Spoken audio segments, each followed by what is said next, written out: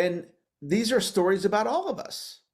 So as we're going through the content today, you can explore this for yourself and go, what Hardison teaches is listen to the story about you. So when I tell you the story about my daughter or my ex-wife or my this person over here, or I tell you the story about Mike, or right, instead of listening to the story about them, ask yourself, what does this have to do with me? When I'm talking about my daughter, maybe you don't have a daughter. So like, what does that have to do with me? Oh, that's my cousin. That's the story of me and my cousin. Or that's the story of me and you hear the story about my ex-wife, you go, no, that I don't have an ex-spouse, or even if you do, no, that's the story about my ex-business partner. And you see something for yourself you've never seen before. And I'm so excited to share this with you. You know, the power of today is the power of the content and the exercises that you're going to do. I'm not going to create breakthroughs for you. You're going to create your own breakthroughs in your own taking a look, because you're ready for a breakthrough. The fact that you showed up today, think about what had to occur for you to be here right now, whether you're watching live or the recording. You didn't end up here randomly. You had to get the email and something resonated with you that said, I want to be on this class on Saturday. Or you had to see the social media post and something resonated. You go, you know what? Something's telling me I need to be there. Or a friend invited you. And you go, you know what? Something's telling me I need to be here. So it's not random that you're here. You have consciously created yourself being here. And those of you that are on here live, I am going to send you out the recording. And if this content resonates with you, I highly encourage you to go through the recording 1 time, 2 times, 5 times, maybe more. And we'll edit it down so it's not just one big long section. It'll be like 30-minute sections or whatever the lengths end up being. And if there's a certain section that's really good, listen to it or watch it over and over and over. And share the content with the people that you care about, so they can get access to this very simple idea of being. So back to being implies choice. I am angry versus I am being angry. So what's the difference? I am angry is you're declaring to the universe, this is who I am. I am being angry implies choice. So if I'm being angry, I can be loving. I can choose to be loving. If I declare I have a short fuse and then I switch it, I'm being that I have a short fuse. Being implies choice. So if I'm being I have a short fuse, I could be infinitely patient. Somebody who's been declaring they have a short fuse is likely not even thinking about the possibility of being infinitely patient. Like, it's not even a possibility for them. And all of a sudden, they hear that and go, huh, I could be infinitely patient. I am unlovable. I could be lovable. What would that look like? And you start exploring this in your mind and boom, unlocking ideas for you, unlocking possibility for you. Being vision mastery is about looking into the future at the life you want to create, the results you want to create, and exploring who do you need to be to create that. So I want to talk to you about Jim Carrey. Some of you are familiar with the story about Jim Carrey. It's a very famous story. And if you're into personal development, you may have heard the story, and I'll just briefly go into the story. I don't need to go deep on it, but the essence of it was Jim Carrey was a comedian just getting started out. And he wanted to be a leading man in Hollywood. And at this point, he was doing impressions. And he was one of the best in the world at doing impressions. And so he stepped back and looked out into the future at what he wanted to create. And he asked himself, I want to be a leading man in Hollywood. So if I position myself as doing impressions, is that going to get me to be a leading man in Hollywood? And the answer was no. So he reinvented himself and he started doing, he created his own style of comedy. And some of you know the story about the check that he wrote himself. He wrote himself a check for $10 million. He post-dated the check because he was broke at the time. And he wrote it for Thanksgiving 1995 for acting services rendered. And then he cashed the check within 30 days of the due date.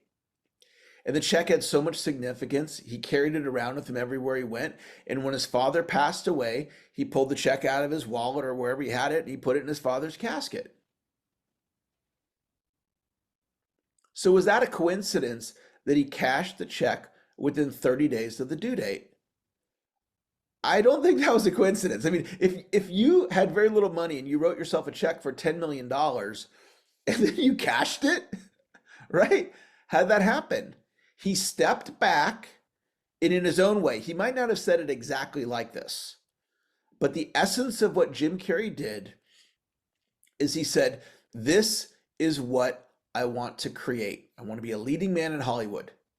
Who do I need to be a leading man in Hollywood?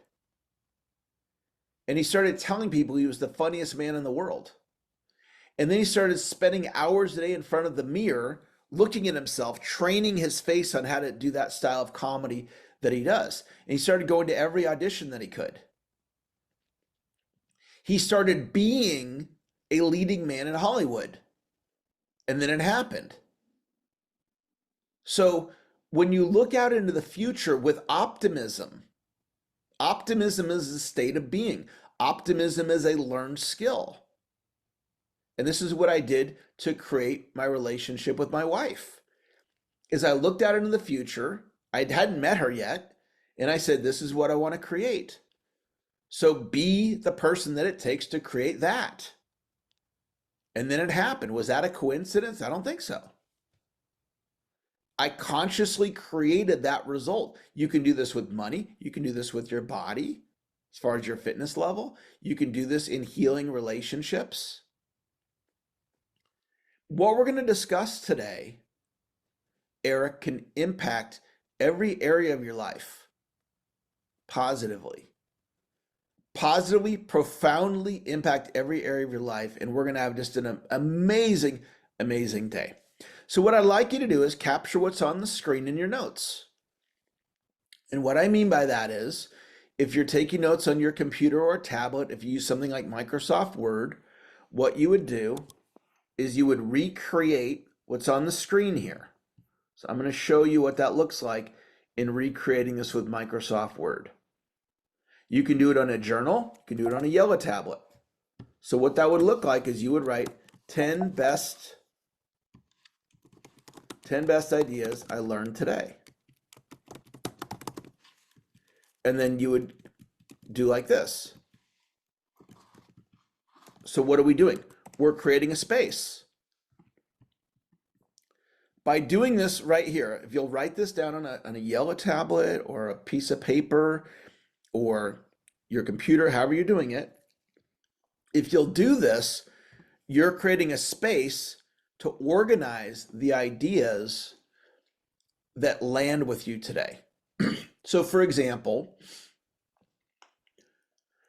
if you look at who you're being with money, and if you notice you're being something around money that you don't want to be anymore, you might jot that on 10 best ideas. Shift who I'm being around money. And we'll talk about what that looks like today. If you recognize, if you're married like me, and you're going through the motions in your marriage, right? I've been married twice, and I got married at 22, and I'm 54 now. So from 22 to 54 minus a couple of years, I've been married my whole adult life, okay? And so there's times I was going through the motions. There was times that I was not engaged. And who I choose to be, I consciously create myself to be in this moment, because who we're being is created in the present moment. I choose to create myself as the world's greatest husband. And so last night there was an event that was a social event centered around what my wife's interested in. And it wasn't something that I was particularly interested in. And it was important to her that I come. And I could have declined, honey, you have no idea how hard I've been working this week, honey. And I've got this all day training. Tomorrow I'm teaching this Bing training to help these people that are joining all over the world to share these ideas I got to prep, honey. And I could have said that. And she would have been like, okay. But that's not what the world's greatest husband would do. And declaring that I'm the world's greatest husband is not a declaration of, if you're a husband, I'm better than you. I'm not talking about comparing myself.